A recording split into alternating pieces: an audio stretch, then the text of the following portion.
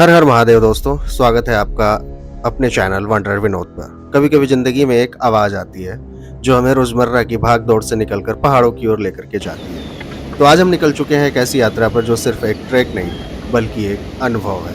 यह है केदारनाथ ट्रैक। कहा जाता है महादेव तभी बुलाते हैं जब आपकी बारी हो, और शायद आज मेरी बारी थी। तो चलिए 16 से 20 किलोमीटर के इस अद्भुत सफर की करते हैं शुरुआत।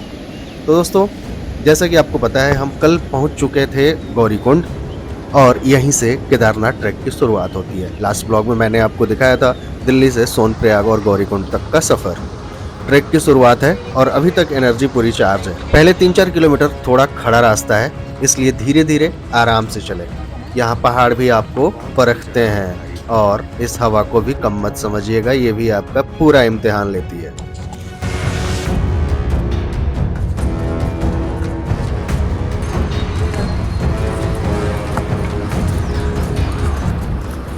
हालत खराब हो गई है 1-1.5 किलोमीटर में ही। बस हवा निकल गई। टोपी उतार दी गई है, जैकेट के बटन खोल दिए गए हैं और शायद अब बस इंतज़ार है कि जैकेट खोल दिया जाए और मैं भी वार्मर भी निकालना पड़े। तो भाई खड़ी चढ़ाई तो है। हेलो दोस्तों। और बहुत खड़ी चढ़ाई एकदम है। बिल्कुल स्टिफ है। धीरे धीरे चलते रहिए, पानी पीते रहिए, स्लोली हम लोगों का चलने का प्लान है कि कछुआ की चाल चलेंगे और इंजॉय करते हुए शाम चलना है। तक टारगेट नहीं रखना है अपना कोई। पहुंचेंगे। अब हम लोग पहुंचे हैं जो रियल नेचुरल ब्यूटी होती है ना, वो सामने देखिए पहाड़ दिखना शुरू हुआ है, बर्फ की चादर से ढका हुआ।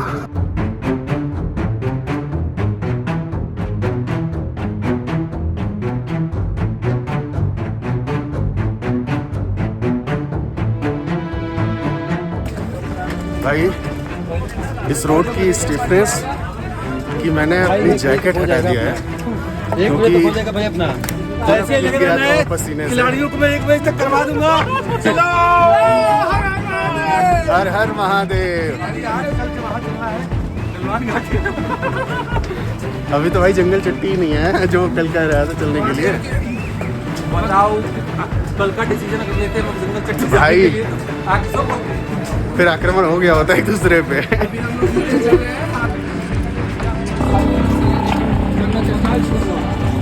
1.5 किलोमीटर। आपको एक ड्राइवर ने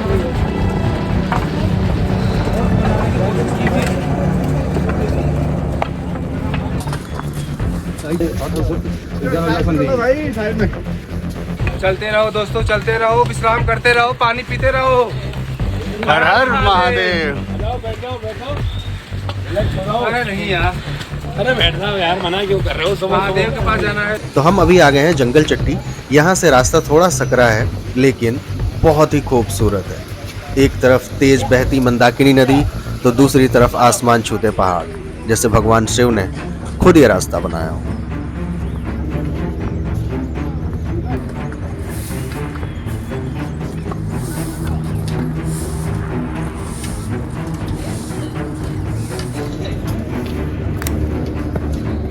ये दोनों लोग हर 100 मीटर पर बैठ जा रहे हैं। ये हमारे टीम की सबसे गदैया पार्टी है। हाँ भाई, कुछ कहना चाहेंगे आप? मैं ये कहना चाहता हूँ दोस्तों, मैं फर्स्ट आऊँगा। इरादा मेरा बहुत मजबूत है, स्ट्रांग है। फर्स्ट की बात नहीं है भाई, चढ़ाई बहुत और चढ़ाई काफ़ी क्रिटिकल है। क्रिटिकल नहीं है, बहुत खड़ी चढ़ाई है। और आप लोग हम लोगों ने बोला था जब बस अड्डे में गए थे तो कि वहाँ अगर चले गए चले आए तो आप मेडिकली फिट है। हाँ, यहाँ आप चले गए चले आए तो भी आप सोच लीजिए मेडिकली फिट। रुकना नहीं है, चलते रहो। कहाँ झरना था वो? हो रहा एक हो रहा।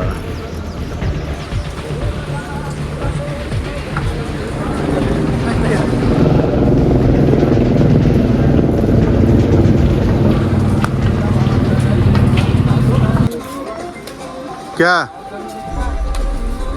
1.5 लिखा है भीमबली।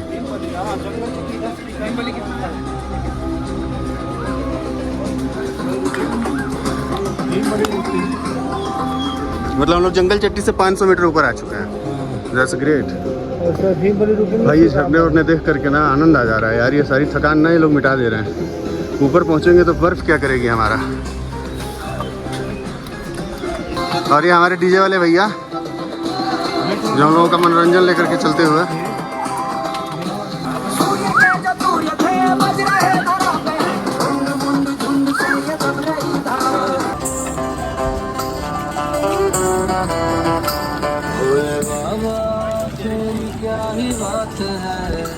भोले शंकरा तेरी क्या ही बात है, दूर होके भी तो साथ है, ओ दूर होके भी तो साथ है।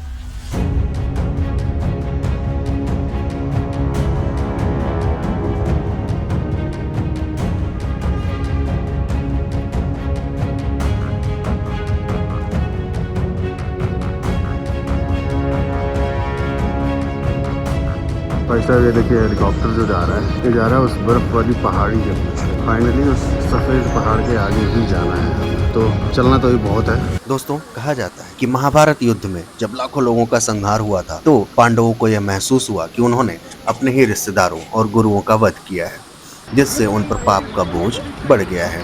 और इस पाप से मुक्ति और आत्मशुद्धि के लिए उन्होंने भगवान शिव की शरण ली।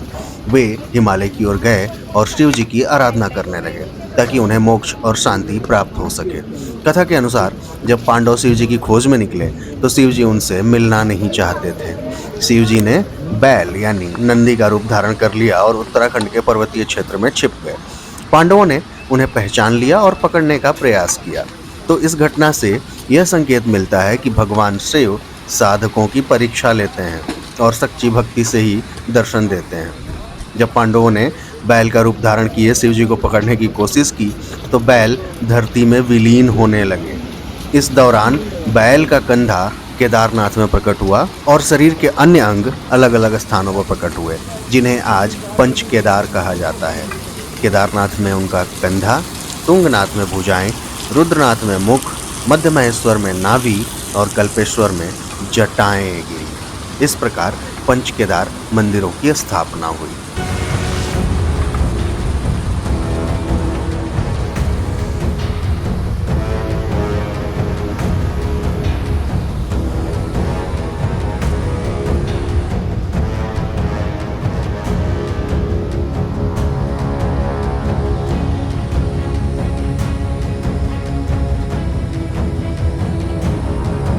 दोस्तों, गौरीकुंड से केदारनाथ की ओर बढ़ते हुए यात्रियों का सबसे प्रिय पड़ाव हुआ करता था रामबाड़ा, जहां सैकड़ों दुकानें, धर्मशालाएं और घर थे, जहां थके हुए यात्री विश्राम करते, भोजन करते और आगे की यात्रा के लिए शक्ति पाते थे। लेकिन जून 2013 की वह रात, हिमालय की गोद में आई भीषण बाढ़ और भूस्खलन ने सब कुछ बदल दिया।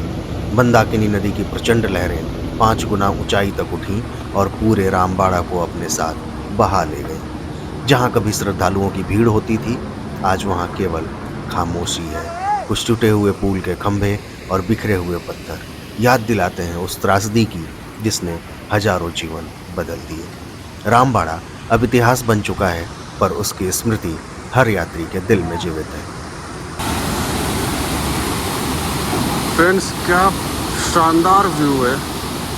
यहाँ पे मेरे से ज़्यादा इस पानी की आवाज़ आ रही होगी।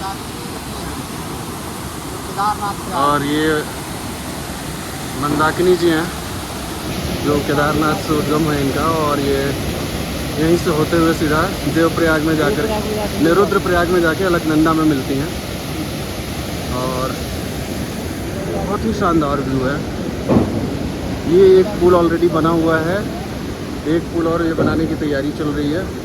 हम लोग उस पहाड़ से अभी होते हुए आए हैं, यहाँ से ऐसे नीचे से पार होते हुए, और 2 राउंड घूमे हैं और सीधा लग रहा है कि 8-10 माले पे आ गए हैं। बहुत हाइट पे आ गए हैं भाई, और अभी घने बादल छाते हुए बिल्कुल खड़ी चढ़ाई है। और यहाँ से ये वाला पुल पार करने के बाद तो सीधी खड़ी है भाई। अब आप ये देख रहे हैं, पीछे दिख रहा है वो बादल नहीं, पहाड़ है।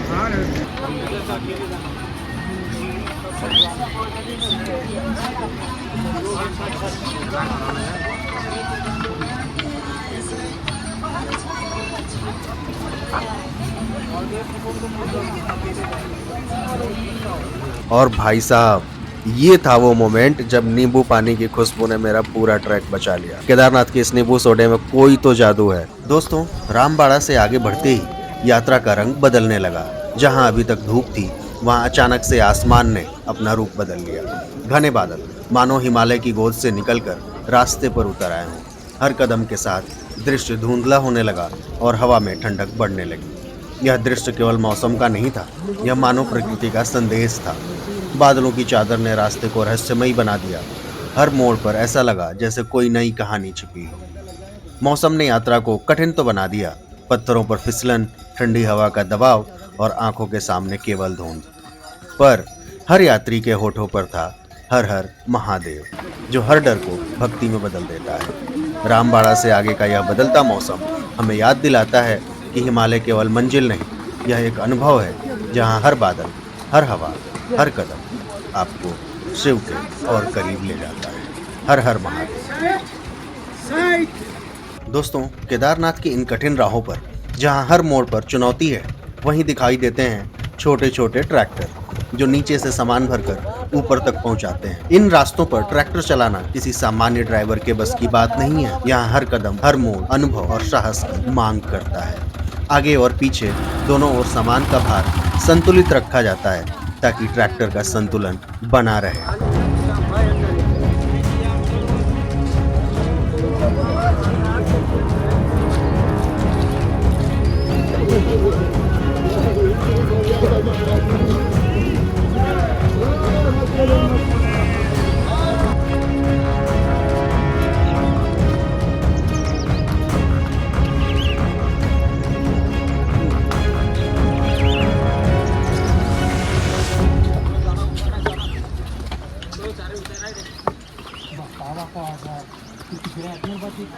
जैसे जैसे हम ऊपर बढ़ते हैं, हवा पतली होती है और दिल तेज धड़कना शुरू कर देता है। लेकिन हर कदम पर एक ही आवाज आती है, हर हर महादेव। यही ऊर्जा, यही वाइब आपको आगे बढ़ने की ताकत देती है। दोस्तों, कहते हैं कि केदारनाथ धाम का संबंध केवल पांडवों से ही नहीं बल्कि माता पार्वती से भी जुड़ा है। एक प्राचीन कथा के अनुसार माता पार्वती ने हिमालय की गोद में तपस्या की थी और यहीं भगवान शिव से उनका विवाह हुआ था। इसी कारण यह क्षेत्र केदार क्षेत्र कहलाता है। एक अन्य कथा में बताया जाता है कि नार और नारायण ऋषि जो बद्रीनाथ क्षेत्र में तपस्या कर रहे थे, उन्होंने भगवान शिव से प्रकट होने की प्रार्थना की। उनकी कठोर साधना से प्रसन्न होकर शिव जी ने केदार क्षेत्र में ज्योतिर्लिंग के रूप में प्रकट होकर उन्हें आशीर्वाद दिया। यही स्थान आगे चलकर केदारनाथ धाम के रूप में प्रसिद्ध हुआ। यह कथा हमें यह संदेश देती है कि केदारनाथ केवल पांडवों के प्रायश्चित का प्रतीक नहीं बल्कि ऋषियों की तपस्या और माता पार्वती की भक्ति का भी पवित्र स्थल है। यही कारण है कि यहाँ आने वाला हर यात्री केवल दर्शन ही नहीं करता बल्कि उस दिव्य ऊर्जा को भी महसूस करता है जो हजारों वर्षों से इस भूमि में संचित है।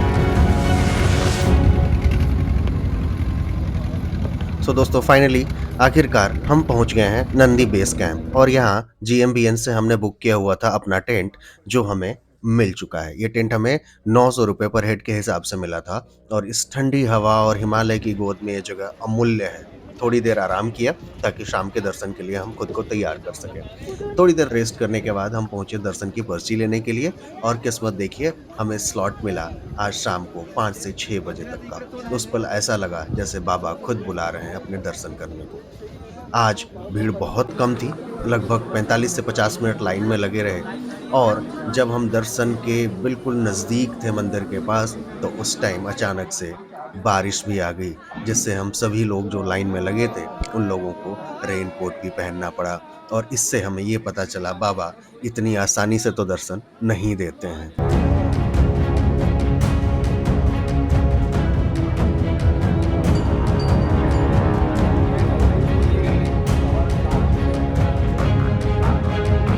ये अभी हम खड़े हैं बाबा केदारनाथ मंदिर के पीछे और ये जो विशाल चट्टान आप देख रहे हैं इसे कहते हैं भीमशिला। ये सिर्फ एक पत्थर नहीं बल्कि बाबा की कृपा और शक्ति का जीवंत प्रमाण है। जून 2013 की भीषण बाढ़ में जब चारों ओर तबाही मच गई थी, तब यही शिला मंदिर के पीछे आकर रुक गई और पानी का रुख बदल दिया। नतीजा, मंदिर सुरक्षित रहा।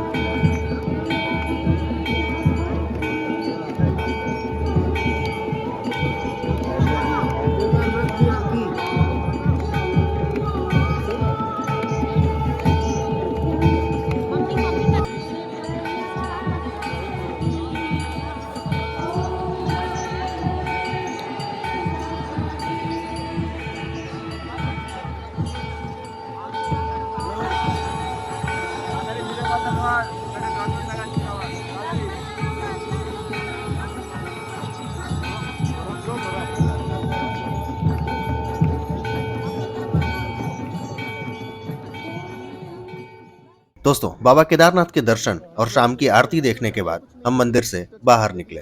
उस दिव्य वातावरण में हर कदम हल्का लग रहा था। वापसी में हम बेस कैंप तक की दुकानों से होकर गुजरे।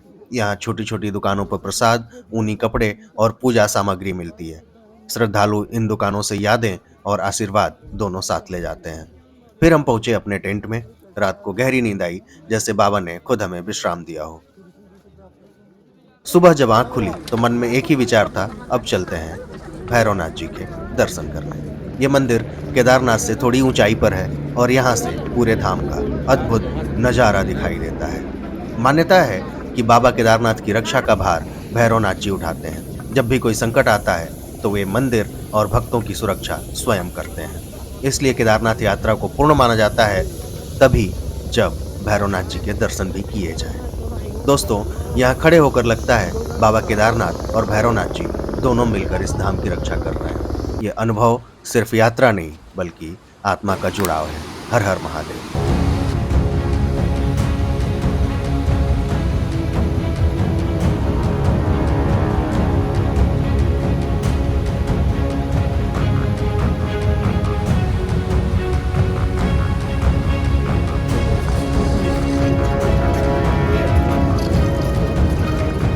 दोस्तों, भक्ति के कदम बढ़ते हैं पहाड़ों की ओर। हर सांस में गूंजता है शिव का नाम।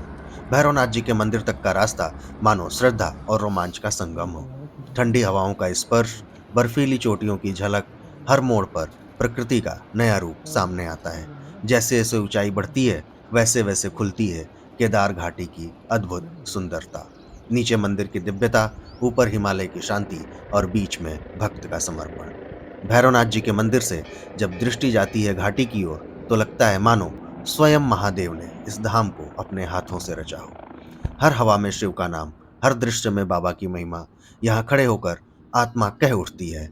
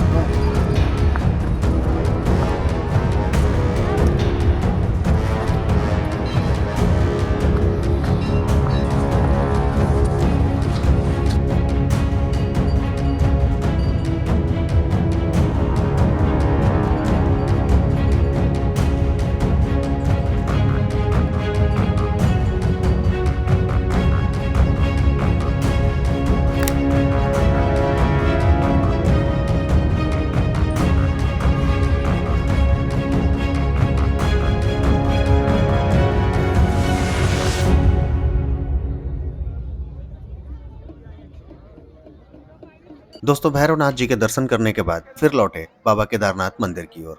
दिन के उजाले में मंदिर का रूप मानो स्वयं शिव की ज्योति से जगमगा रहा हो। फिर से हमने माथा टेका और फिर हमारे कदम बढ़े वापसी की ओर। पर तभी आत्मा ने धीमे स्वर में कहा, मत जाओ यहाँ से, ये शांति, ये सुकून, ये दिव्यता कहीं और नहीं मिलेगी। हर घंटी की ध्वनि, हर हवा का झोंका, हर पत्थर की चुप्पी, सब कह रहे थे यहीं ठहर जाओ, यही है आत्मा का घर। और उस पल लगा कि बाबा केदारनाथ का धाम सिर्फ एक मंदिर नहीं बल्कि आत्मा का विश्राम स्थल है। हर हर महादेव दोस्तों।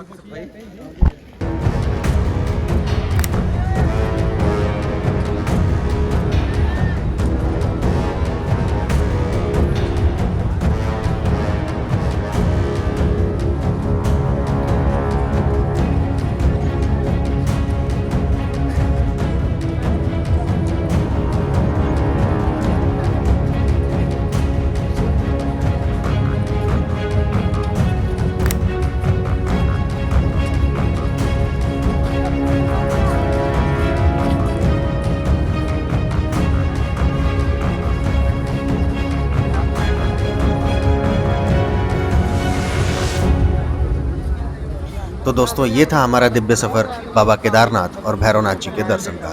ये शांति, ये सुकून सच में कहीं और नहीं मिलेगा।